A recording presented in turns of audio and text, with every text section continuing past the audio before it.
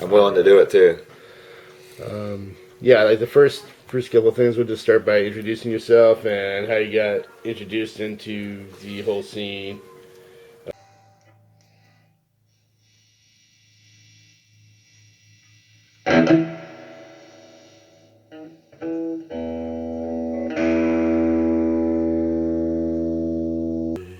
All right. Voice is on. Okay. My, Go ahead and introduce yourself. my name is Joshua Lawson. I was back in the 80s, late 80s, a guitar player in junior high school for a little high school punk band called Shruglust with Ben Aller, who's probably also in this video at some point, Taki Kitamura, and Jason Phillips. It's been so long since I haven't even thought about that. It took me a second to remember his last name. But yeah, that was a little high school punk band thing that we did, and we all went to school together, and I loved those guys at first, and then things went kind of bad, but we all went our separate ways. I kind of went the sort of the BMX like heavy metal direction, and they kind of kept this with the skate punk deal. But it's all good. I mean, we're all old men now, so it's all good.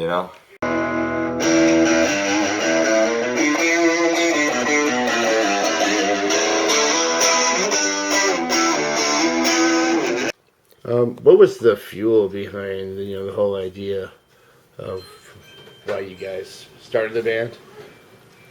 Just basically, it seemed like the thing to do. We were all learning instruments and stuff like that, and it just seemed like there was a lot to say back then. We had a lot to say when we were kids. Describe the scene back then, the places that you guys played at, the temperament, the attitude of the people that were there. Well, we practiced at this kid named Robert Schulte's house in his basement, and it was really cool. It was like actually a couple blocks from here. He's since deceased, rest in peace and all that. He's a really nice guy. His family is really cool too. I think his dad was my dentist or something when I was a little kid. Something, a little small town kind of crap, right? But it was just something to do, and we just like to play instruments, and we all had ideas and lyrics and stuff like that, and threw together a couple of songs and played a couple shows. We're all like 15 and 16 and stuff like that.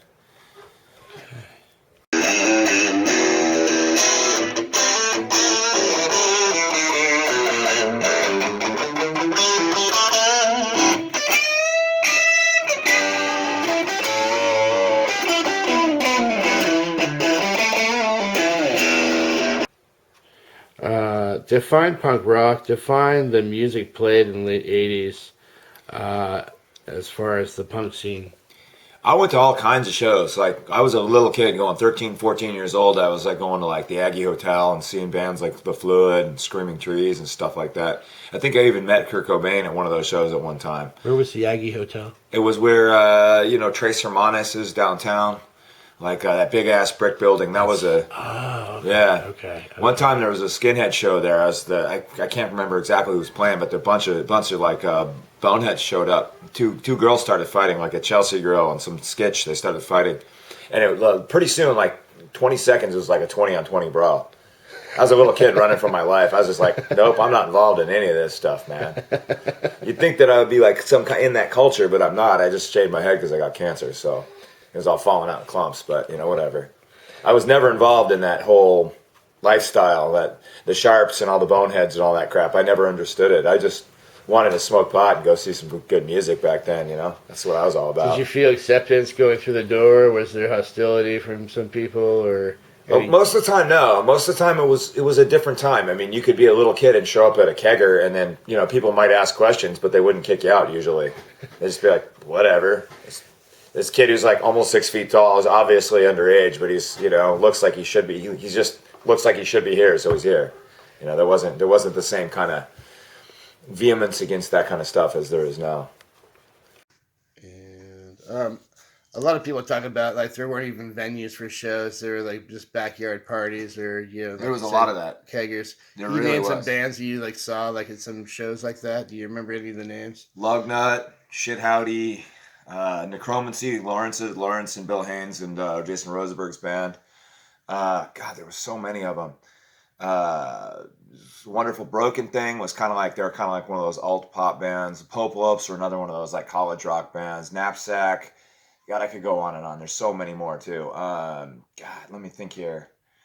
Uh, Bury the Bone. It just, dude, there was so many, so many. And you think of the places that you went to hear music here in Davis? Yeah, like I said, the Aggie Hotel was a place I went a lot of times. They had shows all the time. There was a place called The Place, and it was kind of where the F Street movie theater is now. They moved it to be the Hattie Weber Museum into the Central Park, but they used to have shows there all the time. And I was a little kid, and there was like some kind of ban back then. They did like all the punks were banning it for some reason, and that's right when I started showing up. And there'd be like 3 or 4 people at the shows. Eventually, they moved that, and then they moved it to the Vets Memorial. A bunch of shows there, and then they moved that because they didn't. Vets Memorial didn't like the whole situation, so they moved it to the Teen Center, which is now the Bicycle Museum, and also in Central Park. So it just there was stuff, and the government was kind of involved with like helping kids go and have stuff to do, which they just don't do now at all. It's just a yuppie retirement community at this point. Why do you But suppose that is? just property values went way up, rents went way up. I mean, that's why there's no more venues really. I mean, there's only like one venue in Sacramento that does actual like live metal and punk rock, and that's on the Y. You know? Really? Oh yeah. There's Didn't only know like that. one really. I mean, there's like houses, and then people have like kind of warehouse parties every once in a while and stuff like underground stuff. But one venue that stands out as a place that consistently has punk and metal. There's really only one. Really? Unfortunately, yes. Huh. How do you feel about where punk rock went towards the end of the 80s into the 90s? I'm glad you asked that. Towards the mid 90s. So about 1987 is about somewhere about April 97. I went and saw a band called Sweet Children, right? That was their second show. Sweet Children later turned into what everybody know as Green Day. Okay. I was a little kid. I was like maybe 13 or 14. So after this first show, I was like, I saw them, okay? And I thought, these guys are going to destroy punk because there was something like magical about them in a way where I knew they were going to get signed. Like I knew they were going to become huge, right? But it was for all the wrong reasons. Weird little pretty boys with their foofy little hairdos and like, whoa, whoa, whoa. And it was terrible, right? It was terrible, but I knew that it was going to catch on. In the back of my mind, I'm like, this is going to make it safe to go to the mall again. This is going to make punk rock hot topic for like all these like milfy soccer mom, Odyssey driver, people with the minivan full of a bunch of like some rich guy's kids. Like I knew it was going to become that, right? I knew it was going to be, all the Blank 183s and all the other like some 47s and all these other douchebag bands were going to come out because of it with the little foofy hairdo and the little stripe and all that. I knew all that was going to happen.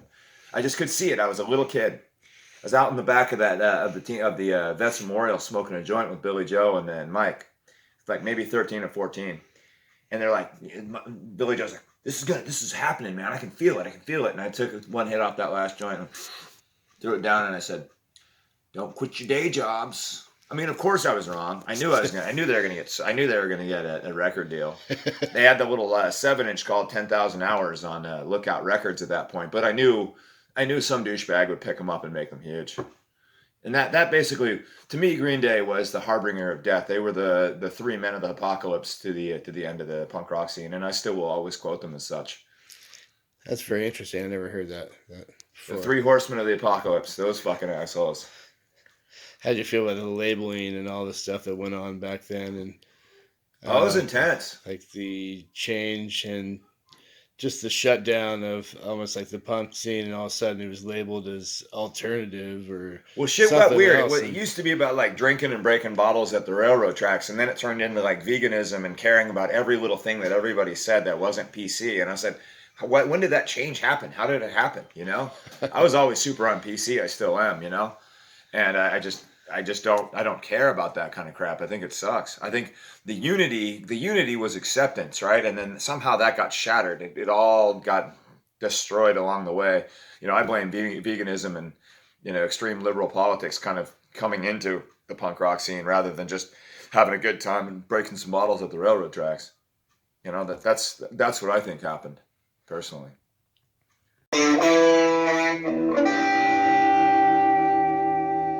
That was awesome. So, yeah, I love Necromancy. I thought they were a great band. Interesting. Yeah. Can you describe the event that happened at the Schulte's basement in the '89? Yeah, so we put out flyers saying like, boneheads don't show up and stuff like that, and a bunch of them did, and that was really sketch. Luckily, everyone kept it peaceful, but that was the end of us practicing there, and that was the end of it. Turned into a big drinking fest, and it was not really meant to be. It was just meant to be a show. And what band showed up for that? That was, I think, the other band was Sleaze Grinder. I don't know who booked them or put them on the bill, but that was a bad choice. Who were they?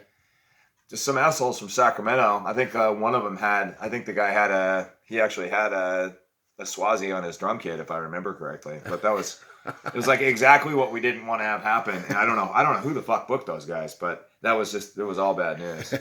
And you guys played. The Shrubless played. Yep. And who else? I think it was just those two bands. I don't recall. There might. Oh no, wait, there was. I think Andrew Wagner's band, the Knobs, played too. I think. Okay. I believe it was those three. Those three bands. Did Necromancy play? I don't recall. I can't recall that. It's possible. Okay. Was that the one where Nazi Bob showed up? Yes. Okay. Yes. And he also showed up at another time when Randy Teresi had a party over on Pole Line. He showed up and this band from Australia called the Hard-Ons played. I had a killer rock show with Necromancy at my house once, and caught from breaking the Hard-Ons. That was a good time. Yeah, the whole thing sank, and yeah. You had too many people in the house? Yeah, too many people in the house. The whole on Pole Line, everyone's sitting out there. Cops could only just direct traffic. Huge party, good times. And that dude got thrown so hard into the wall that his skull created a huge hole in the wall. And that dude basically was carried out of there, and I don't think he ever showed up in Davis ever again after that. Is that the one where the porch fell down, or the part of the stilts or something of the house? I think so. Went out or something. I think so. Okay. I think that was part of that too. That was a crazy ass show, man. It was a crazy ass show. Oh, Rusi's band, Mighty Strangers. That was another band I loved. They were kind of one of those alternative rock, but they were really heavy and cool. That was another band I loved. Yeah, exactly. Okay. Yeah, exactly. I don't know if you know him, but you might interview him too. I'd recommend her. So anyway, okay. What are you doing these days? I'm in a band called Gray Bar Hotel now. This is after a band I was in for 15 years called Glug. It was on and off. That was a Davis band for days. Who was in that band? Colin Stambusky was the singer, and then we had multiple different bass players. Ryan Vaughn was notable. Joshua Monley was another bass player. But the consistent drummer was Randy Teresi. Okay. So that was a very long. Two albums got released and all that, bunch of demos and stuff like that. But we just actually Gray Bar Hotel, my new band, this one right here. We just released 5 songs. We just finished them. We're planning a strategy on how to release it, but.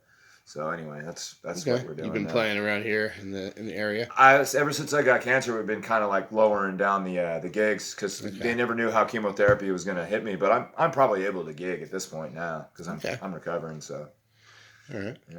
Cool.